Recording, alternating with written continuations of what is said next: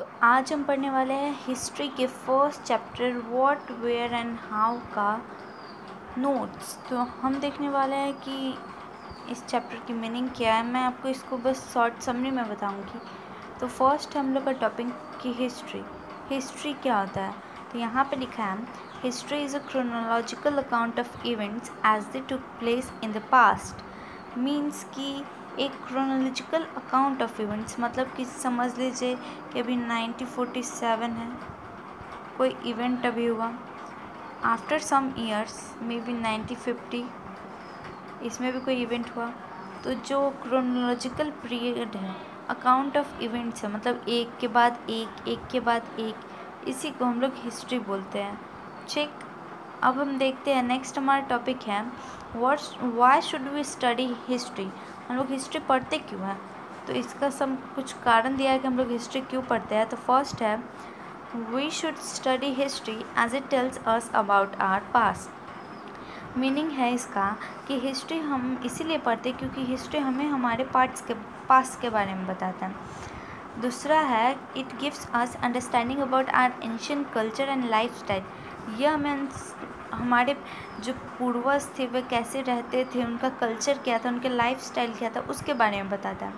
Next है it help us to solve the problems of the present day world. जैसे कि आप लोग को तो पता ही होगा कि जो नए नए साइंटिस्ट अब खोज कर रहे हैं वो पहले के ज़माने में खोज हो चुके थे।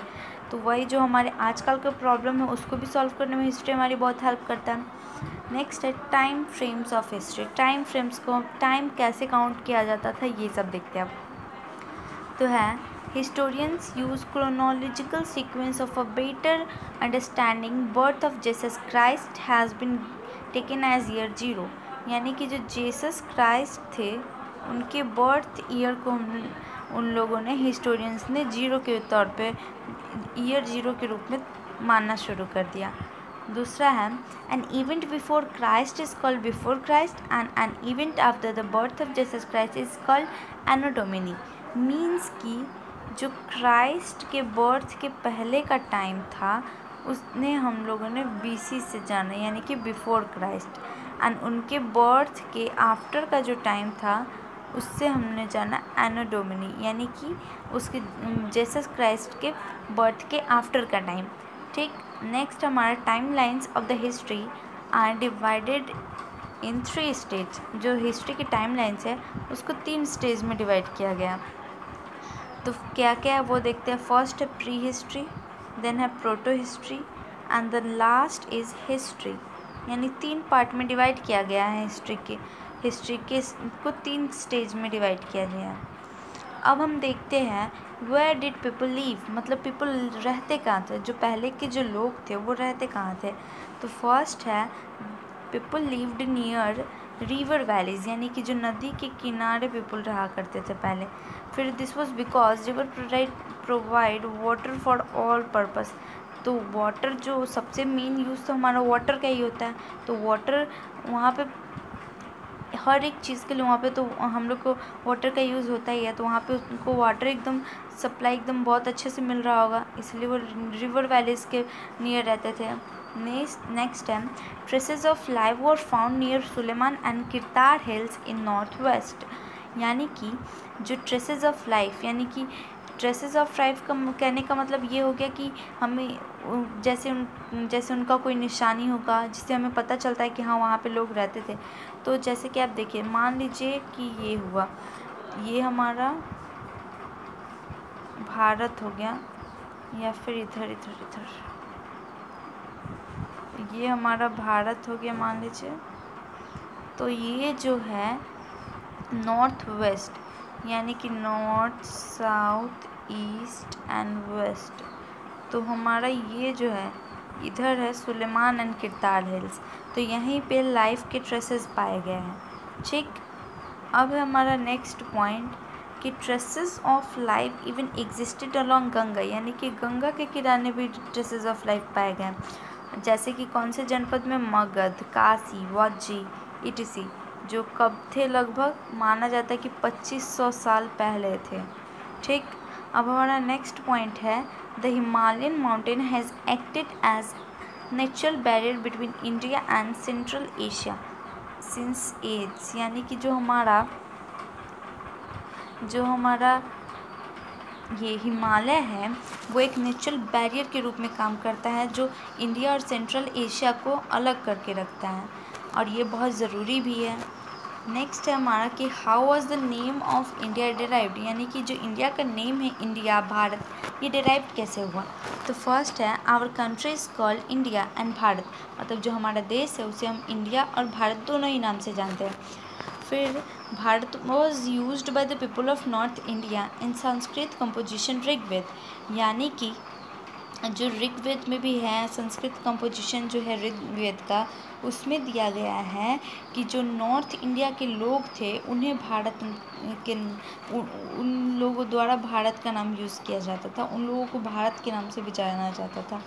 The word Indus traces its roots from the river Indus which is called Sindhu in Sanskrit, यानी जो इंदस है जिससे हमारा इंडिया बना है वो इंदस रिवर से लिया गया है, जिसको संस्कृत में हम लोग क्या बोलते हैं, सिंधु। नेक्स्ट है how do we know about our past, हम लोग अपने पास्ट के बारे में कैसे जानते हैं। The archaeologists and historians study several sources to tell us about our the past. There are two sources, first है आर्कियोलॉजी एंड द लिटरेरी। अब हम देखते हैं आर्कियोलॉजी क्या है। तो archaeology and the study of human history and prehistory through the excavation of sites and the analysis of physical remains, यानी कि जो साइट्स है उसका एक्सकवेशन करके या फिर जो फिजिकल रिमेन्स है उनको एनालिसिस करके जो उसका जो स्टडी है जो करते हैं ह्यूमन हिस्ट्री को जो स्टडी करते हैं उन्हें मतलब कि ह्यूमन हिस्ट्री की स्टडी को आर्कियोलॉजी कहा जाता है, और जो ये स्टडी करते हैं उन्हें आर्कियोलॉजिस्ट कहा जाता है। ठीक, जो उन्हें कहा जाता है आर्कियोलॉजिस्ट। उसके बाद है ये सब बस आर्कियोलॉजी के बारे में ही है कि archaeologist use sources like monuments, artefacts, inscriptions and coins, यानी जो आर्कियोलॉजिस्ट थे अपने सोर्सेज के रूप में किसी यूज़ करते थे, तो मोन्यूमेंट्स को, आर्टफैक्ट्स को, इंस्क्रिप्शंस को और कॉइन्स को। नेक्स्ट है handwritten, any written record of the past is known as literary source, means या तो हाथ से लिखा हो या किसी पत्थर पे लिखा हो, वो मायने नहीं रखता, लेकिन जो रिटन मिलता है रिकॉर्ड पास्ट का उसे हम लोग लिटरेरी सोर्स कहते हैं। अब जो है literary source include two types of literature, जो लिटरेरी सोर्स है वो टू टाइप ऑफ लिटरेचर को इंक्लूड करते हैं, जैसे फर्स्ट है religious literature and the second is secular literature. अब हम देखते हैं why studied sources of history, जो हिस्ट्री के सोर्सेज उसे पढ़ा क्यों जाता है। There were two groups of people who study history, one was called archaeologist and the other group was called historians. तो archaeologist studied remains of building made of stones, bricks, paintings and sculptures। जो archaeologist होते हैं वो building, stone, bricks, painting, इनके remains को study करते हैं। And the other group called historians were the people who study the past and use information for inscription, seals, inscript, means कि ये जो लिखा हुआ हमें मिलता है उसे पढ़ के जो मतलब उसे स्टडी करके जो हमारी हिस्ट्री के बारे में पता लगाते हैं उनको बोलते हैं हिस्टोरियंस, और जो बिल्डिंग्स के रिमेन्स, स्टोन्स, ब्रिक्स, पेंटिंग, इन सब को पढ़ के जो लगाते हैं उनको बोलते हैं आर्कियोलॉजिस्ट।